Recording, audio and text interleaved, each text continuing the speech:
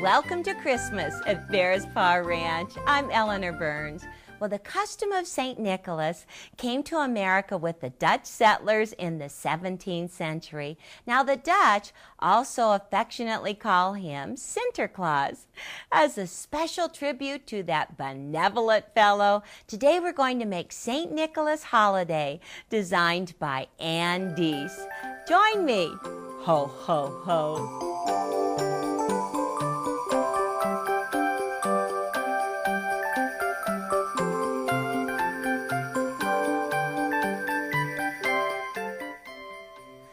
Saint Nicholas Holiday looks charming on any wall. Now, this block is called the pine tree block, but it's also called pine tree forest. And with these 4 trees, I can just imagine Saint Nicholas on his white horse riding through that green forest.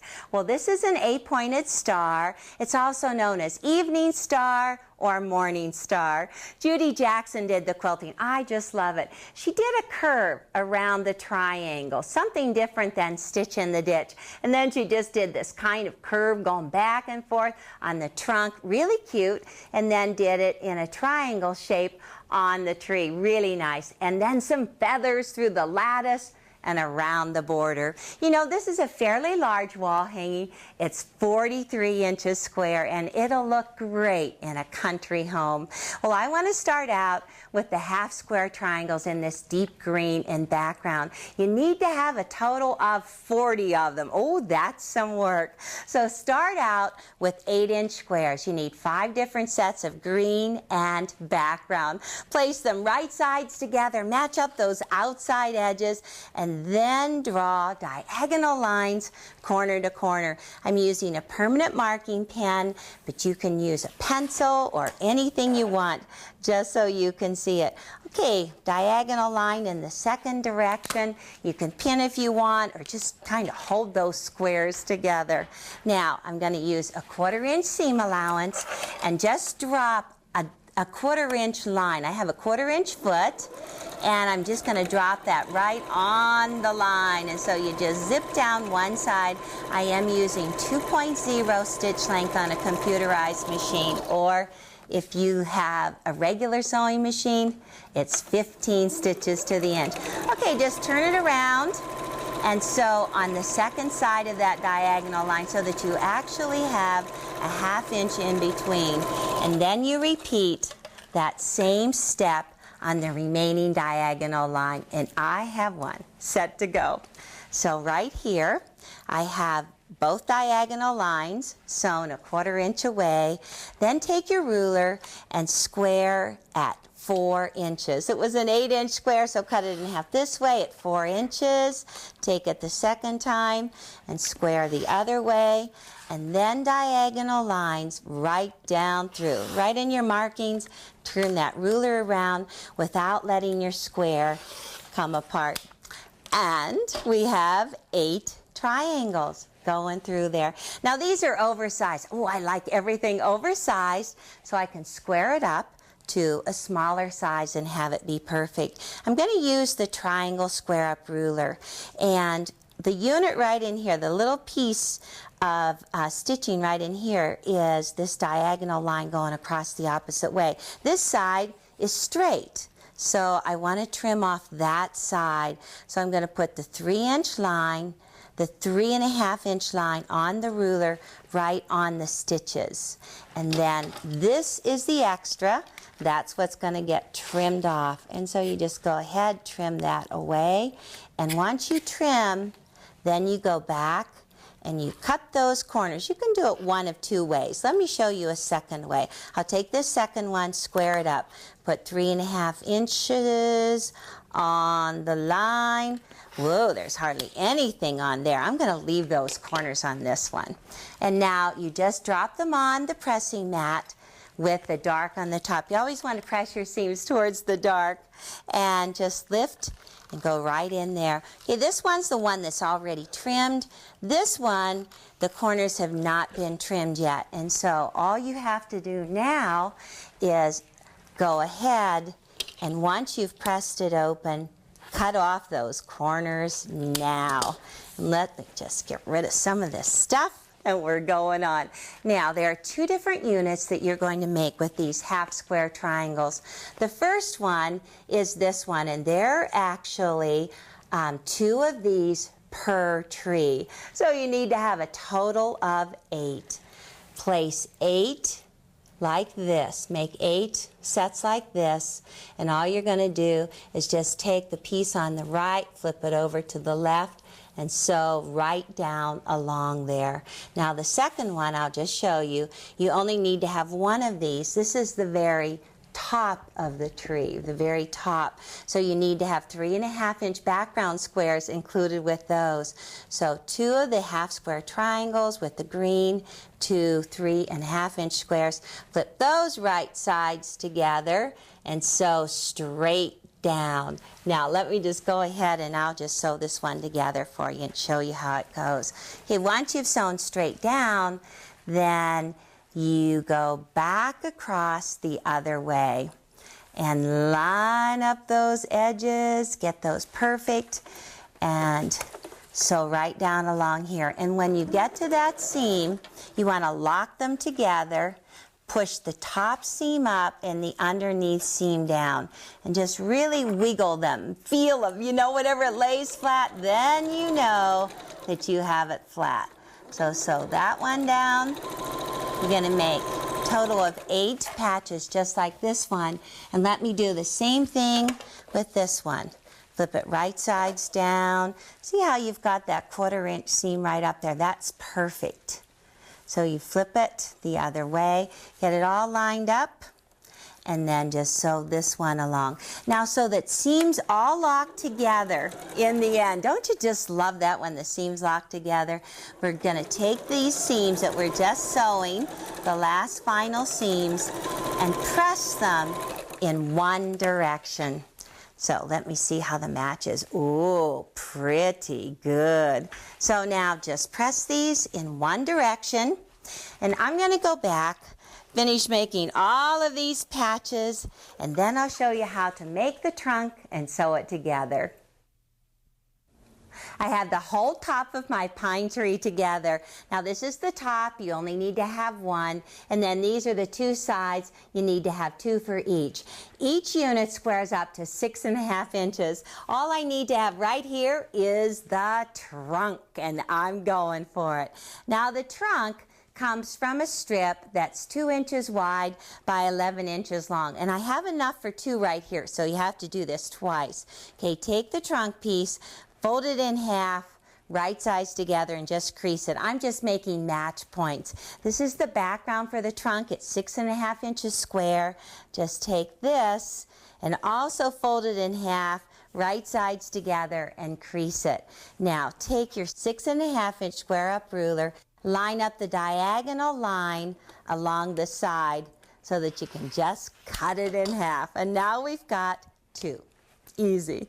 Okay, now these are just match points. Take the trunk, open it up, and place the fold on the triangle, right sides together to it. And then this is just a 1/4-inch seam. We're going to sew this on both sides. And while I do this, I'm going to tell you the legend of the pickle. Oh, I just love the pickle story, and it has to do with Saint Nicholas. There were 2 young boys coming home from school around Christmas time, coming home for a holiday, and they got tired. They couldn't make it home, so they stopped at an inn. And the innkeeper was a very mean, evil man. And so when he saw the young boys, okay, now just take the second one, line up those folds, flip it right sides together. And when he saw those 2 boys, he stole all their possessions and he put them in a barrel of pickle rind. Oh God, that's awful, pickle rind. And he pickled them.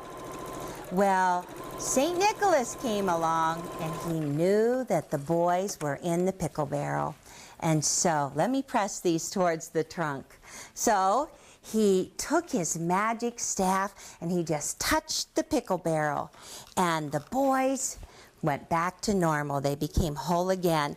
And he set them on his way. And then they promised that they would always follow the traditions of Saint Nicholas. And so now, at Christmas time, we have this little glass pickle. It's a little green pickle. We always hang it on our Christmas tree in honor of those two boys. And whoever finds the pickle the first thing on Christmas morning gets to have a prize. That's a good story. I love the pickle. Anyhow, there's my piece, my two trunks. So now all I'm going to do is take the green pine, and it's a 7-inch square.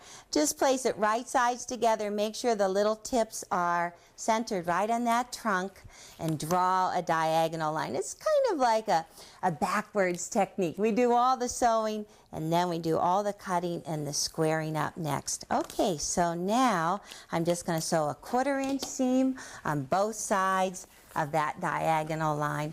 Well, we always put the pickle out in the Christmas tree, and sometimes we hide it so well that we can't even remember where we put it, and then everybody is looking for that pickle. I always thought it came from Germany, but it actually came from Denmark. The little tradition came from Denmark and Saint Nicholas. Okay, now I should have two pretty good looking trunks on here. I want to just cut this in half on the diagonal, cut it on the lines, and then I'm going to square this up to 6.5 inches. So at least it fits in with the other pieces. Okay, just take one piece, put 6.5, the line 6.5 on the stitches. Looking good. Okay, and then just trim on both sides like this. Take these, get rid of these, cut these, and let's see if I've got a good looking trunk like magic. Ta-da! And it's going to fit right in there. Perfect. Now, I want to show you how to sew the points on the star for the very center. Now, this is lattice right here. It's 4.5 inches by 12.5 inches, the same size as the pine tree, 12.5 inches finished size. Take your lattice and take two 2.5-inch squares. These are the color of the star, and you're just going to take and place the wrong side up diagonal line on it. Now, I like to use my applique foot so I can go ahead and sew on the line. So I'm just going to pop that off and drop this one on, drop my applique foot on. There's a little line on my applique foot that I can just follow. Line up the line on the foot and just stitch right on the line here. So on the star, a little different. I'm going to show you a second technique of making the star, but this is the first one. Okay, now line up the 1/4-inch line on the ruler. I think I better get another cutter, huh? Okay, trim that away, and then just open and press towards the star. Take the second 2.5-inch square and line it up like this so that you're actually overlapping right here on the first one. And so once again on that diagonal line. Just corner to corner, get it going, and then trim a 1/4-inch away. Oh, those little tips are piling up again. We've got to figure out something to do with those. And then press that out like that. You need to have 4 of these for the very center star. This is a 4.5-inch square in the star color, and you're just going to make the 4 lattice. Okay, I have the 4 pine trees nearly done. The lattice, let me show you how to make those stars in the corners. Now I'm going to show you those 8-pointed stars, and they are my absolute favorite stars to make. Oh, I could do them every day. Well, they come from a patch called the Flying Geese patch. Now the star is gold, background is red, around that gold. So it comes from two different sizes of squares. The background starts out as a 5.5-inch square. The star is a 7-inch square. You place them right sides together and center the smaller one on the larger one. And if you put it on your grid so that you can see the diagonal line going through, that'll help you place it. And also, if you turn your ruler upside down so that you have the 45-degree line along the left edge, the straight edge, and when you place your ruler on there, if it goes through all 4 corners, you are made. You're ready to go. Okay, draw that diagonal line and then just sew a 1/4-inch seam on both sides of the line. Boy, we are doing all kinds of diagonal lines, sewing, cutting, putting everything back together again. Now, because I'm only doing one, you just take it, turn it around, and sew on the second side. You're going to be doing 4 sets of these, 1 set for each star that you're making. Now, once you've sewn on both sides of that diagonal line, let's just take our ruler, our cutter, line up on that line that you drew, cut them in half. Got 2 now. Now, press the seams towards the large triangle. There's actually a large triangle and a small triangle. It doesn't matter what the color is. It matters which is the large triangle. So you set the seam with the large triangle on top, open, press, and make sure you don't have any folds right out here on the outside edges. And these are the strangest looking things that you'd ever want to see. We're going to place them back together, right sides together, but put opposite colors together. And you actually line up the outside edges, and this time you don't need to match. This is the little cue. Always look for the goose tails right out on each end. Now, match up the outside edges, scrunch them together. This is oversized. If it's not perfect, it doesn't matter. That's what's the best part. Doesn't matter. It doesn't have to match. Whoa, this is sounding good. And draw another diagonal line. Now right here you have the seams. You have a seam on this side and a seam on this side. So I really like to use my stiletto so that they don't flip. It is so important that these seams don't flip so you have really crisp points. So hold your stiletto on one side of the seam and your finger on the other, and then the same thing that's underneath. You can't really see it, but you don't want it to flip on you. Okay, so down one side, turn it around, put your 1/4-inch foot on that diagonal, hold the seams flat so they don't flip, and especially this one right here. You do not want it flipping. And that's pretty much it. We're just going to do squaring up now. Take your ruler, cut on that diagonal line again, and then when you open it up, you go, oh my gosh, I've been off before, but never that much. But actually, from this piece, if you fold it, you've got a goose there and a goose there. Or actually star points this time. Now we want to press the seam in here and in here. And actually, when you look at them, they would twist. We want to take and make a little cut right here so we can make them going in opposite directions. So all I do is just take right here, fold this in half, take your scissors, clip right there. And now I can press into both sides of the geese, and those seams will go in opposite directions. Hold it up on one side, press right in, hold it up like this, press right in, and do a good check. Turn it over on the wrong side. Make sure they're going in opposite directions. Now I have another ruler that I want to show you. It's the geese ruler. This is what we call our large geese ruler, but it makes 2x4 finished geese. There are red lines on it, and I'm just going to slide it down until those red lines are lined up with the seams. And then just cut in half. You've got another half you have to trim out and trim down one side. We've got our perfect 1/4-inch seam up here. Seam right here, we've got 2 sides left, so I'm going to just turn the patch but not the ruler. And once again, line it up so that the red line is going across the bottom, and this diagonal line, green diagonal, follows that seam. And just trim right on two sides. Perfect geese. And actually, these are star points.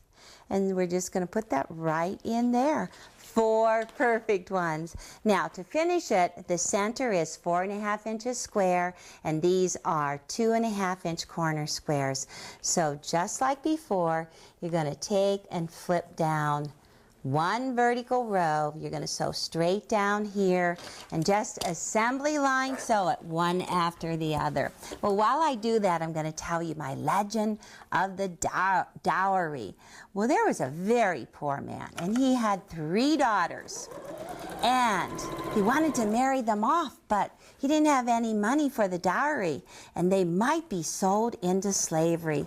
Well, the legend goes that Saint Nicholas came along on his horse, and he tossed gold coins through the window, and their stockings and their shoes were drying by the fireplace, and the gold coins fell right into their stockings. And so the story goes, that's how we got the Christmas stocking. Okay, now I've gone down 1 vertical row. Just open that up like this, and then you're just going to flip these vertical rows and just go right straight down along here. And then when you go back across the other way, you're going to press your seams away from the geese, Now take 8.5-inch border pieces and attach your stars on all 4 corners and sew it to your top. So when you're working on this quilt, remember the goodness and the generosity of Saint Nicholas. How did the kindly Saint Nicholas become the roly-poly, red-suited American symbol called Santa Claus? Well, the brave act that Santa performs by climbing down the chimney all comes from the Dutch. Now, their tradition says that if you are naughty, he will leave a switch instead of toys. The jolly elf image received a big boost in 1823 from the poem now known as The Night Before Christmas. You know, it was first called A Visit from St. Nicholas. Well, popular opinion is the poem was written by Clement Clark Moore. Well, this little guy does look like his clothes were all tarnished with ashes and soot. And with his boots hanging over the edge, he is perfect for a shelf. Oh, and this one's so cute. He has a bundle of toys he had flung on his back, and he's toting a small evergreen tree just for Christmas. And this little guy is chubby and plump, a right jolly old elf, and he's got his list of good little girls and boys. Well, there's such a variety of Santas available for decorating, including tall ones you can place a candle in, and one dressed up in his quilted vest and knickers, ready for a holiday party. He's just so cute. Well, it was the German-American Thomas Nast, who gave us a modern image of Santa Claus in the 1860s when he drew pictures for Harper's Weekly. Well, along with changes in appearance, the saint's name changed to Santa Claus. It was just a natural phonetic alteration from the German Saint Nicholas and the Dutch Sinterklaas. Well, Father Christmas and Santa Claus are 2 entirely different stories. Father Christmas was originally part of an Old English midwinter festival, and he was normally dressed in green because he was the sign of returning spring. This is my Father Christmas. I just love him, with his dress of green and his warm fur coat, and he's got a basket of gifts on his arm. Well, in 1856, Christmas was made a legal holiday in Massachusetts. Well, my favorite Santa Claus was my neighbor, Mr. Rape. Oh, he knew us kids well. Every year, he received children at his little cottage in the city park in Zelienople. Oh, we were always so happy because Santa actually knew our names. Well, of course, we were his neighbors. My sister Judy and I took my 2 young sons, Grant and Orion, to see him. Oh, and we prepared ahead of time. We wrote their names in big black letters on our hands, and then when they crawled on Santa's lap, we both went like this. Grant and Orion never knew how Santa recognized them. That was such fun. Well, some celebrate just the birth of Christ on December 25th. But other good children everywhere look for the arrival of that jolly mythical character on Christmas Eve, known as Santa Claus.